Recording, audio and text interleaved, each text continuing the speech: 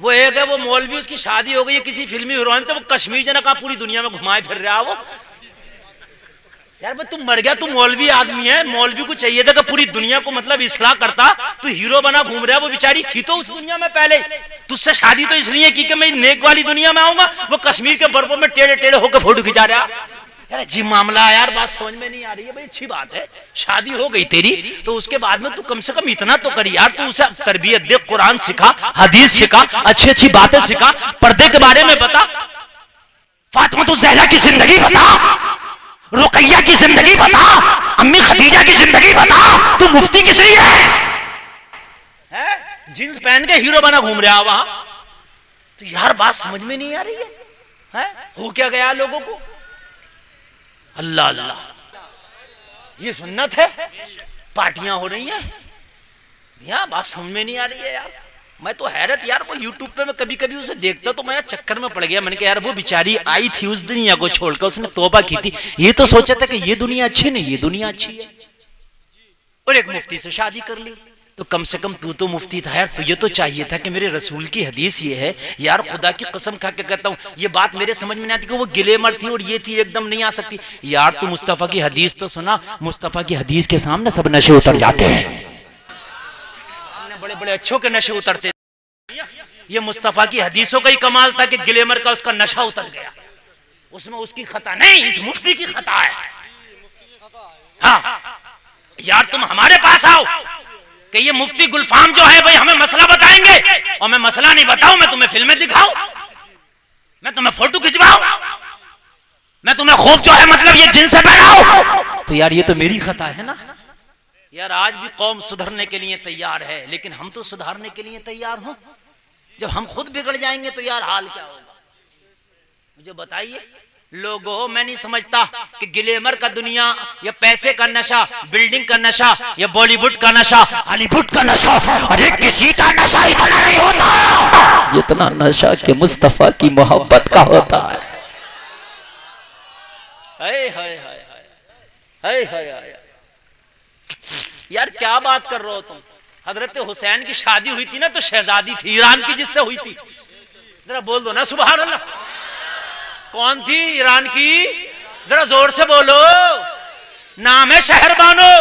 हजरत हुसैन ने फरमाया शहरबानो तुम तो शहजादी थी, वहां तो तुम्हारा डोला चलता था, पालकी जाती थी, तुम्हारे गुलामों के कांधे होते थे, तुम्हारी पालकी होती थी, मखमली लिबास होते थे, मखमली कालीनें होती थी, तुम्हारे क्या आन बान शान, क्या तुम्हारी ठाट बाट थे। मगर जब से मेरे निकाह में आई कभी तुम्हें फाका मिला है, कभी भूखी भी रही हो, तुम्हें ना वो मैं कपड़े दे पाया, ना जर्क बर्क वाला लिबास दे पाया। शहरबानो शायद मेरे घर में तुम्हें वो अच्छे अच्छे खाने भी ना मिले हो। शहरबानो हो सकता है कि वो ऐश तुम्हें ना मिला हो मदीने में मेरे घर में, जो ऐश तुम्हें वहां मिला हो ईरान की महल में। शहरबानो की आंखों में आंसू आ गए, कहने लगी शहजादे, हाय हाय हाय शहजादे, मेरी असल जिंदगी तो आपसे निकाह करके बनी है। सुभान अल्लाह, शहजादे मेरी असल जिंदगी तो आपसे निकाह करके बनी है।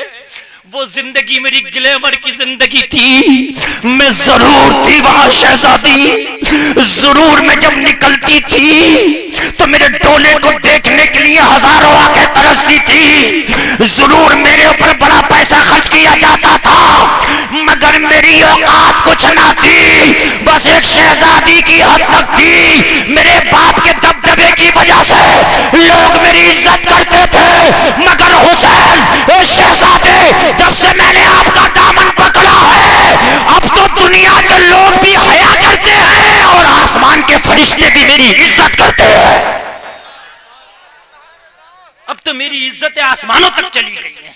और हदिये कहने लगी हुसैन, जब मैं दुनिया में, जब मैं महल की शहजादी थी, जब मैं निकलती थी, लोग कहते थे निगाहों को झुका लो, शहजादी आ रही है। और अब तो मेरा हाल ये हो गया है कि मैदाने महशर में जब मुझे उठाया जाएगा तो फरिश्ते कहेंगे लोगों, अहले महशर निगाहों को झुका लो, फातिमा की बहू आ रही है।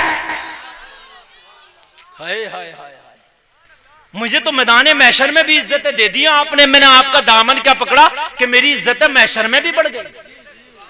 आप तो आसमान के फरिश्ते भी मेरी इज्जत करते हैं, दुनिया वाले इज्जत करते हैं। और हुसैन, मैं जब बाप के घर थी ना, तो जब तक जिंदा थी, जब तक शहजादी रहती, मैंने आपका दामन क्या पकड़ा, कयामत तक के लिए शहजादी बन गई।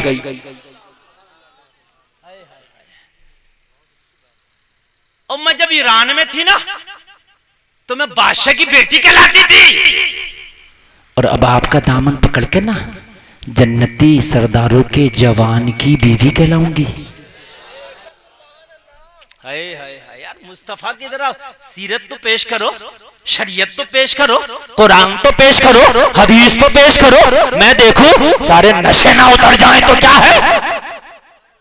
मगर यार हमने पेश ना किए। और एक बात और सुन लीजिए, आप कितना भी बिगड़ा हुआ हो, आप उसे दुनिया की दुहाई दीजिए, नहीं मानेगा, लेकिन यार आप ये सोचना अल्लाह के ऊपर छोड़कर आप उसे कुरान और हदीस की सीधी सीधी बात बताइए, बिना लगड़ी चुपड़ी, सीधी सीधी। इंशाअल्लाह ये अल्लाह का काम है, उसके दिल में डालना। आपका काम सिर्फ बताना है, उसके दिल में डालना ये अल्लाह का काम है। आप सिर्फ बता दीजिए, अल्लाह का काम है। समझ रहे भाइयों? तो अब ये बताइए मुझे कि जब अब्बा जी नैनीताल और ऊटी और जने कहां जब घूम रहे होंगे, उनकी अम्मी जी को लेके जब बाद में बच्चा पैदा होगा, तो तुम ये सोच रहे हो कि अब अब्दुल कादिर का गुलाम पैदा हो जाए? नहीं होगा। मियाँ 7 हंडियों का तुमने खाया और 7 होटलों में घूमे हो, जने कहां कर रहे हो, तो ये भी सतरंगा ही होगा। हाँ, अब तुम ताबीज कितने बनवाते फिर, ताबीज काम नहीं करेगा। तरबियत जरूरी है शुरू से। जिस जमीन में खेती होती है ना, उसी के हिसाब से जोता और बोया जाता है। हाँ, मिर्चे लगाओगे ना तो बड़ी जोती खोती जाती है जमीन। जितनी नाजुक खेती होगी ना, जितनी अच्छी कीमती खेती, उतनी जमीन ज्यादा बनाई जाती है। भाइयों बात है क्या नहीं है? ऐसे ही बंजर जमीन में नहीं तो आप बीज डालाओगे। तो लोगों पहले खेती तो बनाओ, पहले खेती तो पैदा करो, फिर देखो तुम्हारे बच्चे कैसे होते हो। खुदा की कसम तावीजों की जरूरत ही नहीं पड़ेगी, तुम्हारे बच्चे खुद कहेंगे अम्मी फजर में हमें उठा दिया करो, हमने फजर की नमाज पढ़ ली है, अम्मी हमें कुरान पढ़ा दिया करो, अगर आप ना पढ़ाओ तो किसी से पढ़वा दिया करो। ये बच्चे तुम्हें गालियां नहीं देंगे, इसी जबान से तुम्हारा अदब करेंगे, तुम्हारे हाथ चूमेंगे, तुम्हारे पैरों को बोसा देते नजर आएंगे। तवज्जो करना, जरा तवज्जो, आगे बढ़िए।